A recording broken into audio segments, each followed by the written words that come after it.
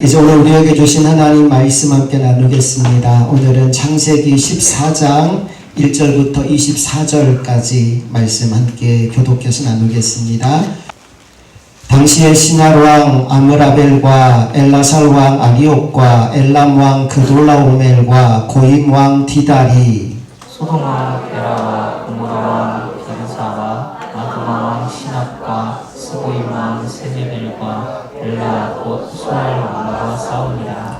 이들이 다 시딘 골짜기 곧 지금의 염해에 모였더라. 이들이 12년 동안 그돌라오멜을 섬기다가 제13년에 배반한지라.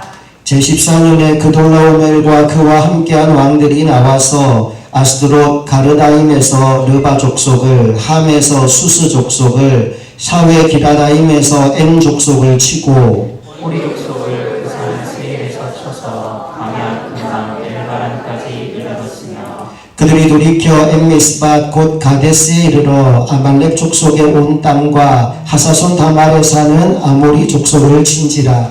소돔 왕과 고모라 왕과 아드마 왕과 스보임 왕과 벨라 곧 소알 왕이 나와서 시딤 골짜기에서 그들과 전쟁을 하기 위하여 진을 쳤더니 엘람 왕 그돌라오멜과 고임 왕 디달과 시날 왕 아므라벨과 엘라살 왕 아리옥 네 왕이 곧 그 5 왕과 맞서니라. 시딤 골짜기에는 역청 구덩이가 많은지라 소돔 왕과 고모라 왕이 가난할 때 그들이 거기 빠지고 그 나머지는 산으로 도망하네. 네 왕이 소돔과 고모라의 모든 재물과 양식을 빼앗아가고 소돔에 거주하는 아브라함의 조카 롯도 사로잡고 그 재물까지 오락하여 갔더라. 도망한 자가 와서 히브리 사람 아브라함에게 알리니 그때 아브라함이 아모리 족속 마므레의 상수리 숲을 근처에 거주하였더라. 마므레는 에스골의 형제요 또 아넬의 형제라. 이들은 아브라함과 동맹한 사람들이더라. 아브라함이 그의 조카가 사로잡혔음을 듣고 집에서 길리고 훈련된 자 318명을 거느리고 담까지 쫓아가서 그와 그의 가신들이 나뉘어 밤에 그들을 쳐부수고 다메섹 왼편 호박까지 쫓아가 모든 빼앗겼던 재물과 자기의 조카 롯과 그의 재물과 또 그녀와 친척을 다 찾아왔더라. 아브라함이 그돌라오멜과 그와 함께한 왕들을 쳐부수고 돌아올 때 소돔 왕이 사회 골짜기 곧 왕의 골짜기로 나와 그를 영접하였고 살렘 왕 멜기세덱이 떡과 포도주를 가지고 나왔으니 그는 지극히 높으신 하나님의 제사장이었더라. 그가 아브라함에게 축복하여 이르되 천지의 주제이시오 지극히 높으신 하나님이여 아브라함에게 복을 주옵소서. 너희 대적을 내 손에 붙이신 지극히 높으신 하나님을 찬송할지로다. 내 아브라함이 그 얻은 곳에서 10분의 1을 멜기세덱에게 주었더라. 소돔 왕이 아브라함에게 이르되 사람은 내게 보내고 물품은 내가 가지라. 아브라함이 소돔 왕에게 이르되 천지의 주제시여 지극히 높으신 하나님 여호와께서 내가 손으로 맹세하노니 내 말이 내가 아브라함으로 치부하게 하였다 할까 하여 내게 속한 것은 실 한 오락이나 들매끈 한 가닥도 내가 가지지 아니하리라. 오직 젊은이들이 먹을 것과 나와 동행한 아넬과 에스골과 마므레의 불깃을 제할지니 그들이 그 불깃을 가질 것이니라. 아멘. 오늘은 승리의 영광은 하나님께 라는 제목으로 말씀 함께 나누겠습니다. 먼저 우리 장제목 1장부터 빠르게 복습하고 넘어갈게요. 1장 제목 뭡니까? 천지창조. 2장 인간창조. 3장 선악과 사건. 4장 가인 살인. 5장 아담 족보. 따라오고 있죠? 6장부터 홍수 얘기 시작합니다. 6장 뭔가요? 홍수 준비. 7장 홍수 심판. 8장 홍수 종료. 9장 무지개 언약. 10장 노아 족보. 그리고 11장 바벨탑 사건. 여기까지가 창세기의 전반부입니다. 크게는 4가지 사건이에요. 창조, 타락, 홍수, 바벨탑. 이 4가지 사건이 1장부터 11장까지 전개됩니다. 12장부터 창세기 후반부 이야기가 시작되는데 아브라함과 관련된 이야기가 첫 번째 테마입니다. 12장 제목은요. 아브라함의 소명과 실수입니다. 아브라함이 하나님께 부름을 받고 가나안 땅에 갔지만 기근을 만나자 하나님께 묻지 않고 애굽으로 내려갔지요. 거기서 아내를 누이라고 속였다가 아주 크게 망신을 당하고 다시 가나안 땅으로 돌아옵니다. 그게 12장 이야기고요. 13장의 제목은 아브라함과 롯의 분리입니다. 서로의 재산이 많아져서 다툼이 생겼는데 아브라함이 조카 롯에게 선택권을 양보합니다. 그러자 롯이 눈에 보기에 좋은 땅, 소할 땅을 선택해서 소돔으로 이주해 갑니다. 그렇게 돼서 아브라함과 롯이 분리된 이야기가 13장이고요. 오늘 나눌 14장의 장제목은 아브라함의 롯 구출입니다. 소돔으로 간 롯, 기왕이면 거기에서 잘 살았으면 좋겠는데 그 땅의 뜻밖의 전쟁이 벌어지게 됩니다. 그게 오늘 본문의 시작이에요. 1절과 2절 말씀을 다시 한번 함께 읽어봅니다. 시작. 당시에 시날 왕 아므라벨과 엘라살 왕 아리옥과 엘람 왕 그돌라오멜과 고임 왕 디달이 소돔 왕 베라와 고모라 왕 비르사와 아드마 왕 시납과 스보임 왕 세메벨과 벨라 곧 수알 왕과 싸우니라. 1절에 나오는 네 나라가 한 팀, 2절에 나오는 5나라가 한 팀입니다. 두 연합군이 충돌하게 돼요. 이유가 뭐냐? 4절 말씀에 이유가 나옵니다. 4절 시작. 그들이 12년 동안 그돌라오멜을 섬기다가 제13년에 배반한지라. 그러니까 2절에 나오는 5나라가 엘람이라는 나라의 속국이었어요. 그래서 엘람 왕 그돌라오멜에게 조공을 바치는데 몇 년 동안 바쳤다고요? 무려 12년 동안 그러고 있었다고요. 그러다가 이제 조금 힘이 생긴 겁니다. 우리 5나라가 힘을 합치면 엘람을 쓰러뜨릴 수 있겠다 싶었던 거지요. 그래서 힘이 약한 5나라가 동맹을 맺고 그돌라오멜에게 반역을 일으킨 겁니다. 자, 그랬더니 그돌라오멜이 가만히 있지 않습니다. 자기와 친한 다른 3나라와 연합하여 또 다른 연합군을 결성한 겁니다. 자, 그래서 큰 전쟁이 벌어졌는데 누가 이겼을까요? 결론적으로 그돌라오멜이 또 이겨버립니다. 10절 말씀 다 같이 읽어봅니다. 시작. 시딤 골짜기에는 역청 구덩이가 많은지라 소돔 왕과 고모라 왕이 달아날 때 그들이 거기 빠지고 그 나머지는 산으로 도망하네. 싸워보니까 상대가 안 되는 겁니다. 그래서 소돔 왕과 고모라 왕은 도망하다가 역청 구덩이에 빠졌고 나머지 군사들은 다 산으로 도망을 가버립니다. 그러니까 누구만 죽어나느냐? 일반 백성들만 죽어나는 거예요. 11절 12절 읽어봅니다. 내 왕이 소돔과 고모라의 모든 재물과 양식을 빼앗아가고 소돔에 거주하는 아브라함의 조카 롯도 사로잡고 그 재물까지 노략하여 갔더라. 마치 고래 싸움에 새우등이 터진다는 속담처럼 지금 불똥이 누구한테까지 튀었느냐? 소돔 땅에 거주하고 있던 아브라함의 조카 롯에게까지 불통이 튄 겁니다. 그래서 롯이 포로로 잡혀갈 뿐만 아니라 그가 그동안 모았던 모든 재물까지 다 노략을 당하고 맙니다. 한번 잘 살아보겠다고 그 땅으로 갔는데 정말 쫄딱 망하고 죽게 생긴 거지요.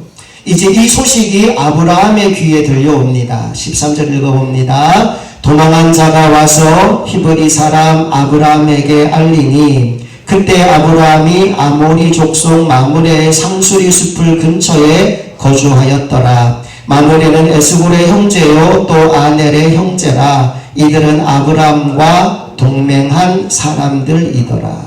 누군가가 와서 아브라함에게 전해준 겁니다. 지금 당신의 조카 롯이 그돌라오멜 왕에게 포로로 잡혀갔다고요. 그 말을 들었을 때 보통 사람 같으면 이런 반응을 보였을 겁니다. 그래서 나보고 어쩌라고요? 아니 나를 배반하고 떠나간 조카인데 그걸 당해도 싸지 않냐? 또는 지금 그돌라오멜 연합군이 얼마나 강한데 나보고 뭘 하라고 이 얘기를 전하는 겁니까? 라고 반응하는 게 어쩌면 정상적인 반응일지 몰라요. 그런데 아브라함이 전혀 예상하지 못한 반응을 보입니다. 14절과 15절 함께 읽어봅니다. 시작. 아브라함이 그의 조카가 사로잡혔음을 듣고 집에서 길리고 훈련된 자 318명을 거느리고 단까지 쫓아가서 그와 그의 가신들이 나뉘어 밤에 그들을 쳐부수고 다메섹 왼쪽 호박까지 쫓아가. 아브라함이 집에서 길리고 훈련된 사람 몇 명이요? 318명을 데리고 그돌라오멜 연합군을 쫓아갔다고 합니다. 그래서 어떻게 됐다고요? 이겼대요? 졌대요? 이겼대요. 16절 말씀 시작. 모든 빼앗겼던 재물과 자기의 조카 롯과 그의 재물과 또 부녀와 친척을 다 찾아왔더라. 5나라가 힘을 합쳐도 못 이겼던 그돌라오멜 연합군을 아브라함은 고작 몇 명이요? 318명을 데리고 가서 싸워 이기고 돌아왔다는 겁니다. 여러분, 이건 하나님이 역사하지 않고는 불가능한 승리였습니다. 특별히 이 전쟁에 나갈 때 아브라함의 마음속에 두 가지가 있었어요. 하나는 믿음이고 또 하나는 사랑입니다. 누구에 대한 믿음일까요? 나와 함께 하시는 하나님에 대한 믿음입니다. 누구에 대한 사랑일까요? 비록 나를 배반하고 떠났지만 나의 피부치인 롯에 대한 사랑입니다. 이 믿음과 사랑이 말도 안 되는 전쟁에 아브라함을 뛰어들게 만든 원동력이었다는 거죠. 오늘 예배하는 저와 여러분에게도 이게 필요합니다. 하나님에 대한 절대적인 믿음과 이웃에 대한 포기할 수 없는 사랑. 이 두 가지가 있을 때 우리들도 세상에 나가서 담대히 주의 복음을 전하며 하나님께서 맡겨주신 사명을 감당하며 살 수 있는 거죠. 오늘 예배하는 저와 여러분이 그런 사람들이 되기를 간절히 소망합니다. 하나님께서 내게 맡겨주신 사명을 감당하기 위해서 어떤 상황과 현실 가운데 있더라도 하나님을 절대 신뢰하고 또 내게 붙여준 영혼들을 뜨겁게 사랑하고 여기 하나만 더 덧붙인다면 하나님이 장차 이루실 미래를 기대하고 소망하게 되기를 간절히 원합니다. 그래서 고린도전서 13장 말씀에 보니까 믿음, 소망, 사랑 이 세 가지는 언제 있어야 된다고요? 항상 있어야 된다라고 말씀합니다. 다 같이 읽어봅니다. 시작. 그런즉 믿음, 소망, 사랑 이 세 가지는 항상 있을 것인데 그 중에 제일은 사랑이라. 믿음, 소망, 사랑 이 세 가지는 항상 있어야 합니다. 제가 몇 번 얘기를 했던 건데 제가 좋아하는 하나님의 이름 세 가지가 있어요. 에베네셀, 임마누엘, 여호와 이레 이 세 가지 이름을 저는 참 좋아합니다. 에베네셀 뜻이 뭘까요? 여기까지 나를 인도하신 하나님입니다. 과거부터 지금까지 나를 인도하시고 내 인생 가운데 승리를 주신 하나님, 그 이름이 에베네셀이에요. 여러분, 하나님의 인생 가운데 역사하신 것들을 돌아보다 보면 우리에게 뭐가 생기느냐? 믿음이 생깁니다. 지금까지 나를 이끌어 오신 하나님, 그 하나님의 역사를 되새기면 믿음이 견고해지는 거예요. 임마누엘 뜻은 뭡니까? 지금 나와 함께 하시는 하나님이라는 뜻이에요. 성경에 보니까 하나님은 사랑이시다라고 말합니다. 사랑 자체이신 하나님이 지금 나와 함께 하시니 내 안에 뭐가 넘칠까요? 사랑이 넘치는 겁니다. 마지막 여호와 이레는 어떤 뜻이죠? 나의 미래에 좋은 것을 예비하고 계신 하나님. 여러분, 그 하나님을 바라보면 뭐가 생길까요? 소망이 생기는 거예요. 지금까지 나를 인도하신 하나님의 역사를 기억하면 믿음이 생기고, 지금 나와 함께 하신 하나님을 바라보니 사랑이 생기고, 또 내 인생 가운데 놀라운 미래를 열어가실 하나님을 바라보니 소망이 생기는 겁니다. 결국 믿음, 소망, 사랑 이 세 가지가 항상 있어야 되는데 언제 믿음, 소망, 사랑이 생기느냐? 하나님 안에 있을 때 생긴다는 거예요. 저와 여러분이 날마다 하나님 안에 거함으로 말미암아 믿음, 소망, 사랑 안에 살아가는 하나님의 사람들이 될 수 있기를 주님 이름으로 축복합니다. 자, 오늘 아브라함이 그냥 전쟁터에 나간 거 아니에요. 그가 하나님 안에 거하니까 비록 내가 가진 군사는 318명에 불과하지만 그들로 오면 연합군이 두렵지가 않더라는 겁니다. 세상과 나는 간 곳 없고 구속한 주만 보이도다. 그러면 그 전쟁은 끝난 거나 마찬가지입니다. 자, 이제 아브라함이 전쟁에서 마치고 돌아오는데 두 사람이 아브라함을 기다리고 있어요. 한 사람은 소돔 왕이고 또 한 사람은 살렘 왕입니다. 17절, 18절 말씀 다 같이 읽어봅니다. 시작. 아브라함이 그들라오멜과 그와 함께한 왕들을 쳐부수고 돌아올 때 소돔 왕이 사회 골짜기 곧 왕의 골짜기로 나와 그를 영접하였고, 소돔 왕이 나오고요. 18절. 살렘 왕 멜기세덱이 떡과 포도주를 가지고 나왔으니 그는 지극히 높으신 하나님의 제사장이었더라. 누구랑 누가 나왔다고요? 소돔 왕과 살렘 왕이 나왔어요. 그런데 살렘 왕 이름이 누구라고요? 멜기세덱이라고 나옵니다. 어느 집 세덱인지 여러분 궁금해할 필요 없고요. 이름이 멜기세덱입니다. 살렘이라는 나라의 뜻이 뭐냐 하면 샬롬, 평화라는 뜻입니다. 평화의 나라에서 오신 분이에요. 멜기세덱이란 말의 뜻은 뭐냐 하면 의로운 왕, 의의 왕이라는 뜻입니다. 그러니까 살렘 왕 멜기세덱을 다시 풀면 평화의 나라에서 온 의의 왕, 그가 바로 멜기세덱이라는 거지요. 말씀을 보니까 그는 왕이면서 또한 하나님의 제사장이었다라고 말합니다. 그리고 그의 손에 지금 뭐가 들려 있어요? 떡과 포도주가 들려 있죠. 뭐가 연상되나요? 예수님의 최후의 만찬이 떠오르지 않습니까? 멜기세덱 얘기를 조금만 더 하자면 창세기 14장에 멜기세덱이 등장했다가 성경에서 완전히 자취를 감춥니다. 그리고 어디서 등장하느냐? 시편에 딱 한 번 나오고요. 그 다음에 신약 성경 히브리서에 그 이름이 등장합니다. 시편 110편 4절에 멜기세덱 이름이 나옵니다. 다 같이 읽어볼게요. 시작. 여호와는 맹세하고 변하지 아니하시리라. 이르시기를 너는 멜기세덱의 서열을 따라 영원한 제사장이라 하셨도다. 여기서 너는 누구냐 하면 장차 오실 메시아를 가리킵니다. 그러니까 장차 오실 메시아는 멜기세덱의 족보를 통하여 영원한 제사장으로 오실 것이다 라고 시편 기자가 예언한 거예요.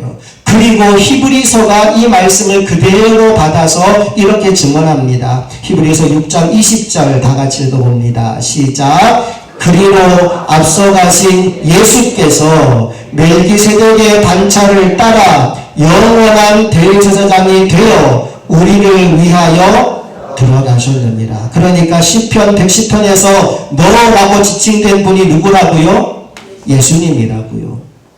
예수님이 멜기세덱의 반차를 따라 영원한 대제사장이 되신 것이다 라고 설명합니다. 그리고 7장에 넘어가서 더 구체적으로 멜기세덱 이야기를 우리에게 들려주는데 1절부터 3절까지 다 같이 읽어볼게요. 시작. 이 멜기세덱은 살렘 왕이요 지극히 높으신 하나님의 제사장이라. 여러 왕을 쳐서 죽이고 돌아오는 아브라함을 만나 복을 빈 자라. 아브라함이 모든 것의 10분의 1을 그에게 나누어 주니라. 그 이름을 해석하면 먼저는 의의 왕이요 그 다음은 살렘 왕이니 곧 평강의 왕이요 아버지도 없고 어머니도 없고 족보도 없고 시작한 날도 없고 생명의 끝도 없어 하나님의 아들과 닮아서 항상 제사장으로 있느니라. 요즘 말로 치면 갑자기 툭 튀어난 인물입니다.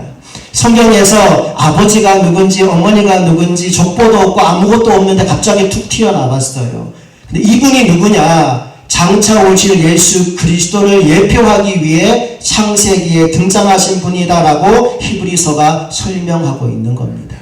이 정도까지만 정리하고 다시 본문으로 돌아와 볼게요. 자, 아브라함이 도착하자 살렘 왕이 먼저 이렇게 입을 열어 말합니다. 19절 시작. 그가 아브라함에게 축복하여 이르되 천지의 주제이시오 지극히 높으신 하나님이여 아브라함에게 복을 주옵소서. 먼저 하나님께 기도합니다. 그리고는 아브라함을 바라보면서 곧바로 이렇게 말해요. 20절 앞부분만 읽어봅니다. 시작.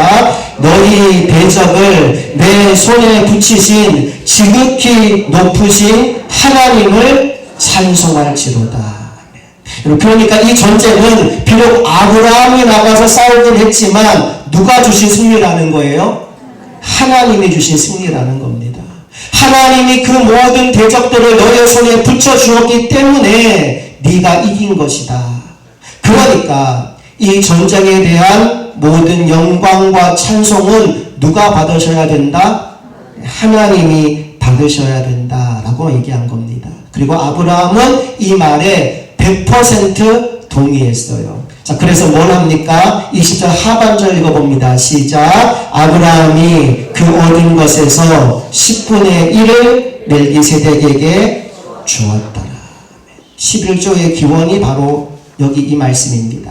아브라함이 10분의 1을 멜기세덱에게 주었지만 이건 엄밀히 말하면 하나님께 드린 겁니다. 왜 그럴까요? 그가 지극히 높으신 하나님의 제사장이었으니까요. 11조의 의미가 뭐냐 하면 하나님의 것을 하나님께 거룩히 구별하여 드리는 것입니다. 맞습니다. 하나님, 이 전쟁은 내가 잘나서 이긴 전쟁 결코 아닙니다. 하나님이 이기게 하신 전쟁입니다. 내가 가지고 온 모든 것, 하나님이 주신 것, 하나님의 것입니다. 그러므로 모든 영광 하나님께 돌려드립니다. 이 예물을 받아 주십시오. 그렇게 10분의 1을 드린 거죠. 오늘 11조에 드리는 우리 마음 중심에도 이런 마음이 있기를 원합니다. 내가 열심히 일했지만 내게 주어진 이 물질은 내가 얻은 물질이 아니라 하나님이 내게 주셔서 얻게 된 것인 줄로 믿습니다. 내게 주신 모든 것 다 하나님의 것입니다. 그래서 하나님의 것을 구별하여 하나님께 드립니다. 감사의 마음으로 11조를 온전히 구별하여 드리는 우리 모두가 되기를 간절히 소망합니다. 자, 반면에 소돔 왕은 뭐라고 얘기하느냐? 21절로 가보겠습니다. 시작. 소돔 왕이 아브라함에게 이르되 사람은 내게 보내고 물품은 내가 가지라. 여러분, 전쟁을 하고 승리하면 전리품을 가지고 옵니다. 그리고 전쟁에서 승리한 사람은 그 전리품을 소유하게 됩니다. 그래서 소돔 왕이 뭐라고 얘기하느냐? 아브라함아, 너 전쟁 이기고 왔으니 잘했다. 사람은 나한테 보내지만 물품은 네가 다 가져라 라고 얘기합니다. 이 말을 다른 말로 바꾸면 아브라함, 너는 자격이 있다는 말입니다. 네가 전쟁에 나가 이겼으니 전리품은 네가 다 가져가라. 마치 손심 쓰듯이 사람만 나한테 보내고 물품은 다 너 가져라. 이 전쟁은 네가 이룬 승리다라고 축혀 세워주는 겁니다. 이에 대해 아브라함이 뜻밖의 대답을 합니다. 22절과 23절을 읽어봅니다. 시작. 아브라함이 소돔 왕에게 이르되 천지의 주제이시오 지극히 높으신 하나님 여호와께 내가 손을 들어 맹세하노니 내 말이 내가 아브라함으로 치부하게 하였다 할까 하여 내게 속한 것은 실 한 오락이나 들매끈 한 가닥도 내가 가지지 아니하리라. 아브라함이요 물품을 하나도 챙기지 않겠다고 말합니다. 그 이유를 이렇게 말하죠. 내 말이 내가 아브라함으로 치부하게 하였다 할까 하여 내가 당신 때문에 부자 되었다는 소리를 듣기 싫어서 라는 겁니다. 나는 하나님의 종이지 사람의 종이 아닙니다. 악한 왕인 당신과는 타협하고 싶지 않습니다. 나는 물질의 노예가 되지 않겠습니다. 그렇게 아브라함은 눈에 보이는 소돔 왕의 호의를 다 단호히 거절했던 거죠. 두 왕을 한번 비교해 봅시다. 살렘 왕은 아까 뭐라 그랬어요? 이건 네가 한 거 아니야. 누가 한 거다? 하나님이 하신 거야. 그러니 하나님께 영광 돌려야지 라고 살렘 왕은 말합니다. 소돔 왕은 뭐라고 말했어요? 아브람 너 자격 있어. 이거 네가 한 거야. 그 전리품 다 네가 가져. 여러분은 누구의 말에 더 끌리십니까? 세상을 살다 보면 끊임없이 우리를 유혹하는 것들이 있습니다. 요한일서 2장 16절 말씀을 보니까 이는 세상에 있는 모든 것이 육신의 정욕과 안목의 정욕과 이생의 자랑이니 세상의 것을 추구하고 세상의 것을 얻으려고 하고 또 내가 가진 것을 자랑하려고 하고 이게 우리 인간들의 마음이라는 거예요. 근데 이게 하나님으로부터 온 것이 아니고 세상으로부터 온 것이다 라고 얘기하죠. 아담과 하와가 선악과를 따먹을 때 이 유혹을 이기지 못했습니다.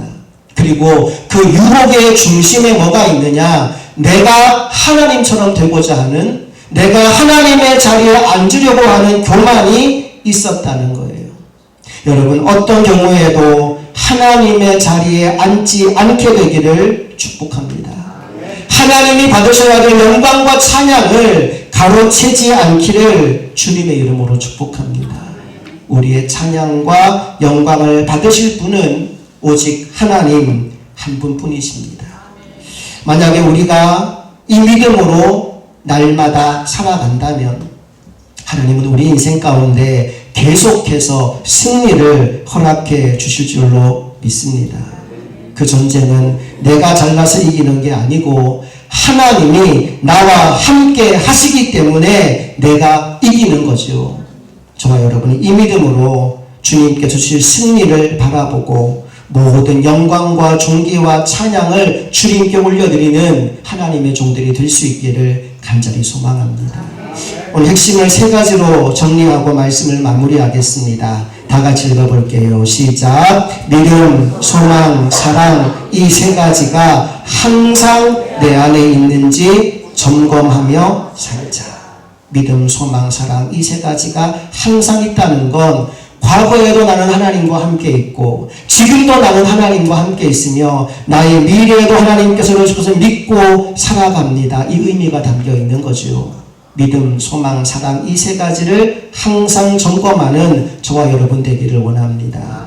두 번째 핵심 다 같이 읽어봅니다. 시작. 승리를 주시는 분은 하나님이심을 항상 기억하자. 내가 잘나서 이기는 게 아닙니다. 하나님이 이기게 하시니 나는 이기는 겁니다.